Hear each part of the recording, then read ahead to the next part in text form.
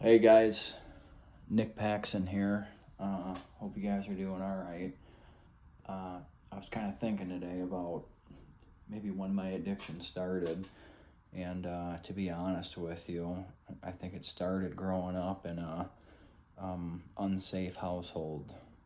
You know, my dad was a violent, reckless, unpredictable alcoholic, and he scared the shit out of me, both my brothers and my mom, to the point to where she left.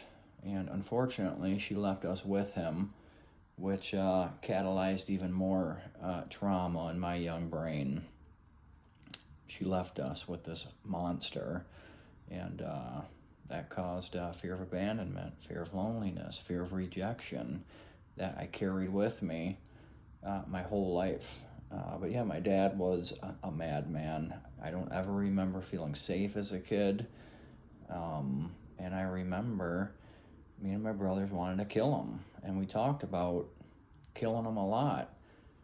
When I was 7 years old, I remember my dad throwing my 5-year-old brother across the living room, and there was no one there to protect us or save us.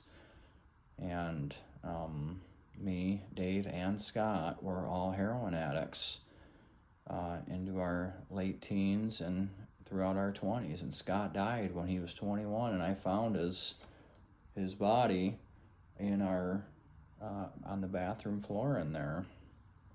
And of course, my mom is back in my life today, and she's made up for it. But one of the great things about recovery is making peace with the past. I had to take a good hard look at the things that were bothering me. A lot of this stuff was below the level of consciousness for me, so I really had to dig deep. And the answer for me was forgiveness. Forgiving my mom, forgiving my dad. He wasn't a bad guy. He had a spiritual malady, just like I do. But he died an alcoholic death. He never found this recovery and sobriety stuff. So it's done wonders for me. And I remember when I was 2 years sober, I had a profound spiritual awakening. And I feel like I had a brain transplant. It was an ineffable experience.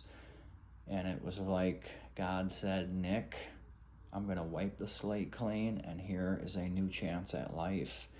And I remember a childlike wonder engulfed me when I was 32 years old, and I fell in love with learning, education, science, chemistry, philosophy, reading and writing.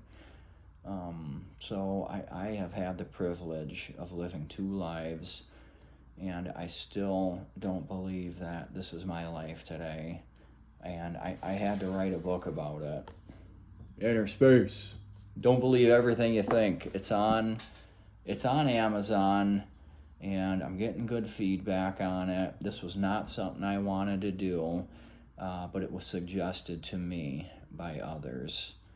I said, Nick, you need to write about your experience because it has been unbelievable. So in terms of trauma, for me, it was forgiveness and acceptance that allowed me to make peace with my mom and dad and the violence growing up.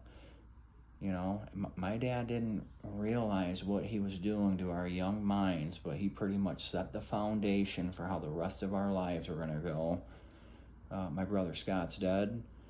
My brother Dave, he's kind of still out there. And I was blessed with sobriety. So, man, if you're struggling with addiction, mental illness, traumatic events, man, there is a solution here. So, thanks for listening to me, guys. Love you.